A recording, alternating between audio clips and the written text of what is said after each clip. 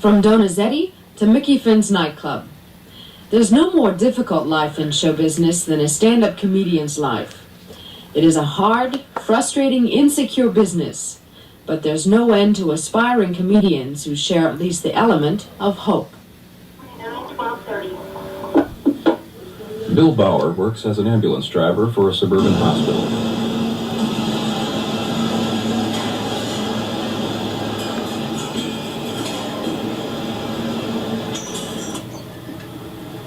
Sue Halloran is an ex-dancer who is studying broadcasting and works at Fresh Air Radio.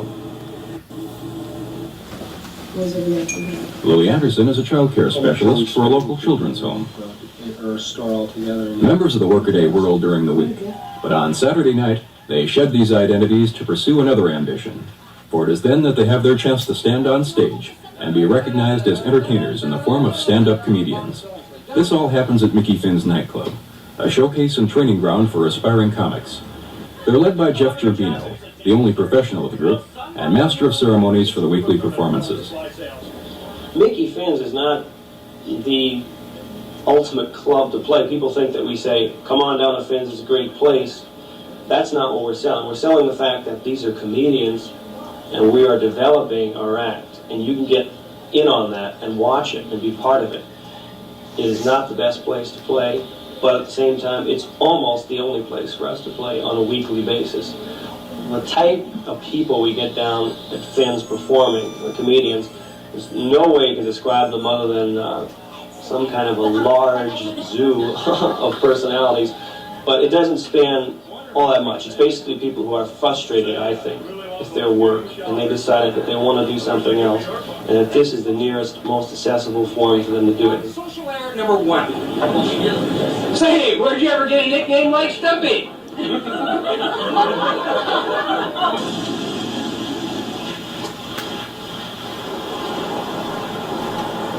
Comedy for me is a good release for what I do during the week because there's not a lot of real person-to-person communication in the ambulance field. Most of the people you meet are either hurt or sick, and you don't really see them under their best terms. So when I'm off, I like to do something where I can communicate with people. I started out in comedy to get recognition. I think the reason that I did it was I got a lot of attention from people. I got their smiles and their approval. I took everyday situations or real life things and blew them out of proportion. And they were funny and people like it. Well, and I found out I couldn't dance anymore. I was trying to find some way of performing, and I found out that it's a lot easier to lift your leg on stage than open your mouth and be funny. It was a very hard kind of transition to make, but I thought it would help my radio or TV work that I want to do, just to get up an audience and try to get my mouth going. I got so sick of campaign slogans. Hi, I'm a taxpayer just like you. My kids, they go to crummy schools just like yours.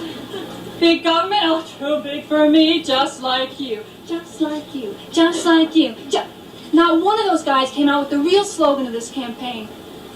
Hi, I'm a multi-millionaire, and I don't know what you people are going through.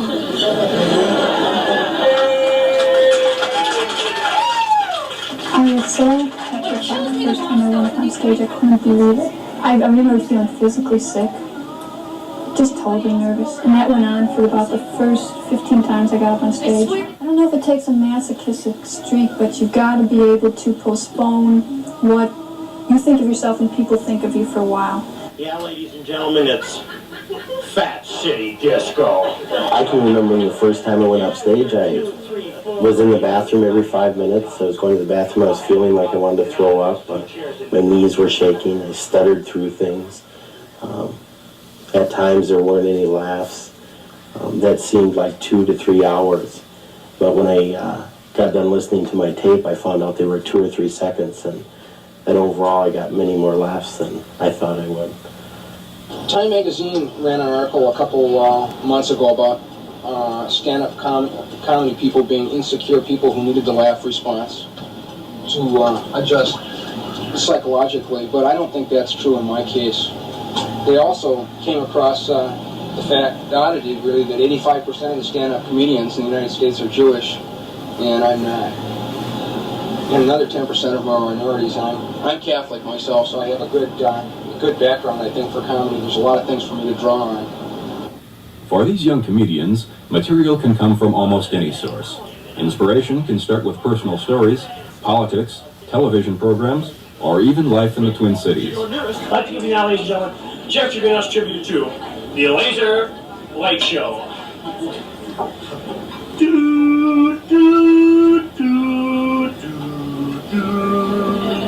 We don't have to worry though, because on the home front here we've got Anita Bryant in the form of a group.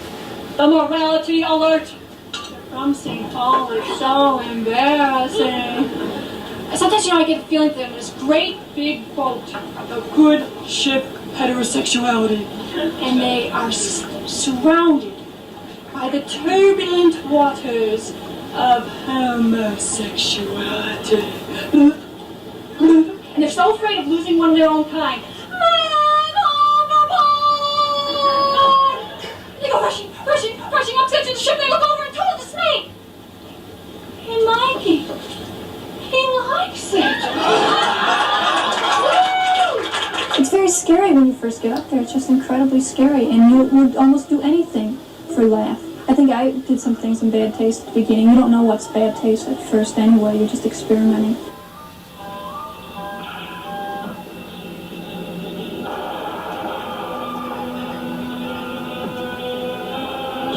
Television is such a jungle of stuff, that it's almost impossible to pick anything out that you could really say is, all right, this is good, because when it's mishmash the way it is, it's open target for satire. And people say, well, it's easy to pick on. And I always say, well, if it wasn't so lousy, it wouldn't be so easy to pick on, What our generation is influenced by, I'm just trying to think, what can we say? What would we be able to look back on and say, this was our generation, and I thought about it. We'll probably have to look back at things like Gilligan's Island and, Hogan's Heroes, 30 Days in the Cool of Dismiss.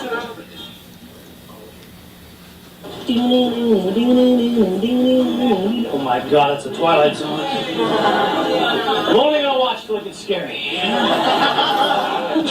Just at that moment when they come out and they catch you and you're acting like a complete fool and you think you are Christ, just at that one moment, I'd like to go, Scotty, beat me up. Okay, kids, the reason that I'm really sad is because it's Tubbo's last show, and it's probably the last time you kids are going to have any fun. And the reason it's Tubbo's last show is because the producer said, you're no good anymore, Tubbo, and the producer's prejudice. Remember 2 weeks ago, kids, when we talked about prejudice? Yeah, we talked about prejudice, and that's when people are prejudiced against your race, your color, your creed, your religion, and your sexual preference.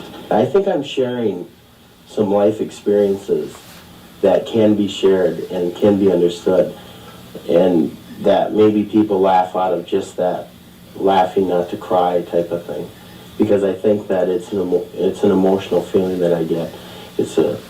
It's a real feeling that I'm telling people, and I want them to realize that they're not the only ones. And I want to hear the laughter so I know I'm not the only one. I like particularly saying the unspeakable things that people are afraid, but it's in everybody's mind, and then you bring it out and people laugh about it, and I think that's real healthy. I think that's the kind of humor I'm interested in, little less obvious things that we know we all think and feel. Comedy, I think, is an art form, probably more so than most people realize. It takes a long time to put together a 45-minute routine and to get the audience to go with it. And when you've done that, then you've created something, and that's art. Comedy, I'm going to give it about 3 or 4 years of a try. If it doesn't work, well, then I can hang it up and say, I gave it a try. And then I can go ahead and be a bookkeeper or something and not be frustrated.